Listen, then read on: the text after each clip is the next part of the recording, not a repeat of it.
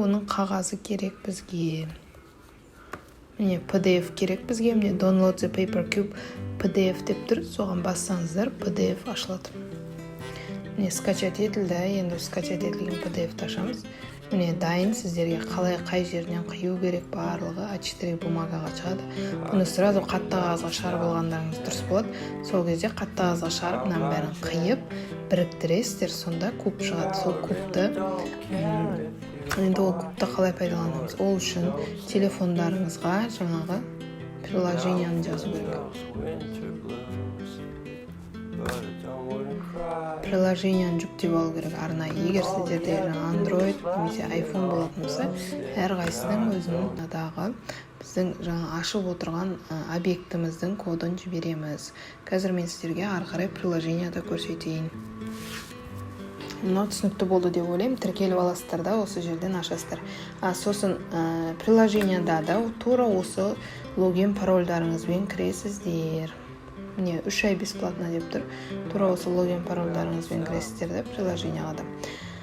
Егер мына жерде сіздерде дайын бір нәрсені жасаған болсаңыздар, или осы мысалы мына сабақ ұнап қалса, сол приложениедан сол кодты тересеңіздер, сол шығады. Яғни іздеп отырмайсыздар. Students, teachers, мына жерде барлығы. Студенттер қосып қойсаңыздар да болады екен.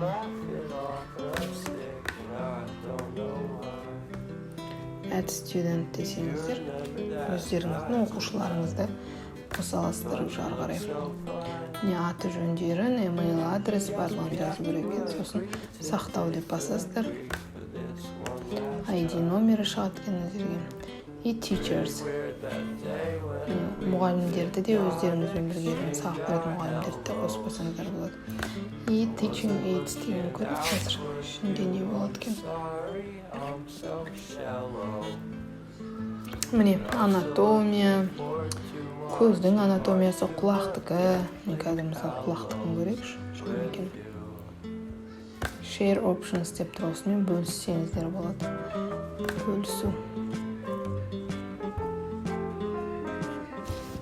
Міне каждый нелері бар, барлығы түсінікті немен жазылған. Медицинаға да байланысты, мына өте күшті ғой. Осыған басасыздар да, осы сабақты енді телефоннан көру үшін міне коды берілген, объект код. Осыны телефонға жазасыздар, сол кезде барлығы ашылады. Қазір мен ары қарай енді телефоннан көрсетейін. Міне енді бұл сайтты көрсетіп болдым. Енді ары қарай телефондарыңызда, менде енді iPhone, жаңағы App Store-ға кіресіздер. Сол жерде поиск дегенге басып, merge edu деп іздейміз. Осылай іздесеңіздер, сіздерге бірнеше варианттар шығады. Осы жерде мына біріншісін таңдамайсыздар, екіншісін таңдайсыздар. Очкидің суреті тұр ғой. Сол очкидің суретіне басып, жаңағы осыны загрузить етіп аласыздар өздеріңізге. Жүктеп аласыздар. Енді менде қазір жүктеліп дайын тұр, соны аша саламын. Ашқаннан кейін сол компьютерда тіркелген жаңа логин парольдарыңыз арқылы осы приложениеда да кіре бересіздер.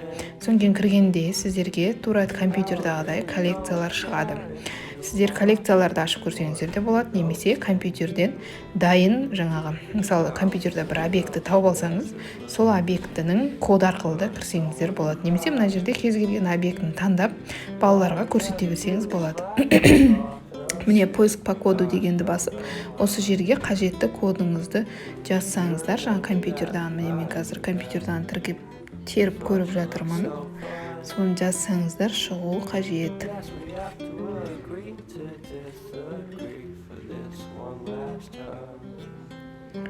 Міне, енді бұған бізге куб керек. Бірақ 3D элемент ретінде көрсеңіздер болады жай ғана, немесе куб арқылы көрсеңіздер болады. Бағана мен айтқан қазір кубты мен артынан көрсетемін. Немесе жаңағы мир дегенді басып, сол арқылы көре берсеңіздер де болады. 3 варианты бар. Енді біз қазір мына жерде кез келген элементті ашып көрейік қазір. мен мысалға 10-шы сыныптарға қазір ғарыш туралы өтіп жатқандықтан планеталарды көрсеткен болатынмын. Барлық планеталармен танысып өттік. Оны әрине планеталарда 3D көргендіктен балаларға өте қызықты болды. Мына жерде енді бізге куб керек көрсететін. Міне 3D-ні бассаңыздар, мынандай 3D формат ретінде көресіздер. Міне барлығы жазылып тұрады. Мынау жер шары мысалға, жер шарын осылай география пәнінен немесе біздің сияқты ағылшын тілінен де осындай ғарыш тақырыбында балаларға көрсетсеңіздер өте қызық.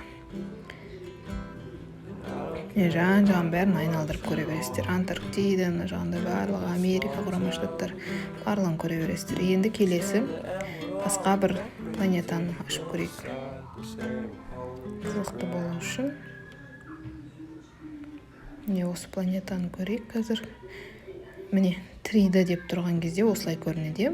Енді қазір мир дегенді басып көрсек, мирға қойсаңыздар, кез келген объектінің үстінде осы сіздің элементіңізді көрсетеді. Міне көрдіңіздер ме? Типа мен қолыма ұстап тұрған сияқты.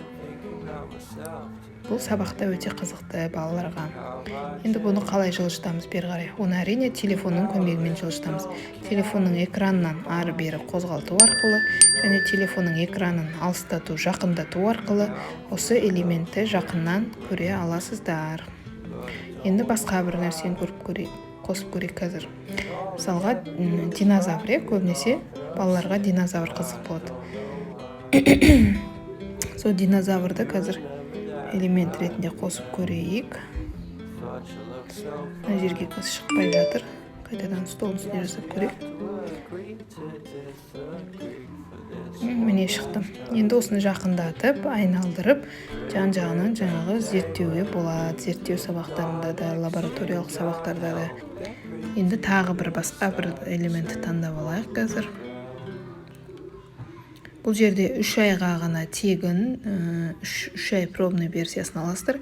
Ал 3 айдан кейін тек қана кейбір заттар ғана сіздерге доступ болады. Көп заттарға доступ болмайды. 3 ай сол үшін үйреніп, көріп алыңыздар. Міне тағы бір планетамызды алдық, Марс. Міне бұны да қойып қойсаңыздар, даже 3 элемент міне тұр, көрдіңіздер ме? Қалған басқа элементтер өшпейді екен. Жақыннан көресіздер, үлкейтесіздер, кішірейтесіздер, жылжытасыздар ары-бері. Жалпы барлығын істеуге болады. Мына жерде даже стоматология, физика, химия, география, бүкіл пәндерге элементтер бар.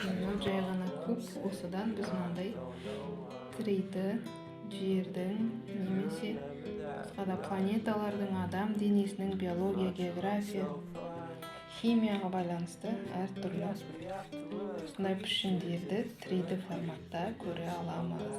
Оқушыларға осылай түсіндіре аласыздар. Оның каждый жазуға бассаңыздар, сол туралы мәлімет шығады.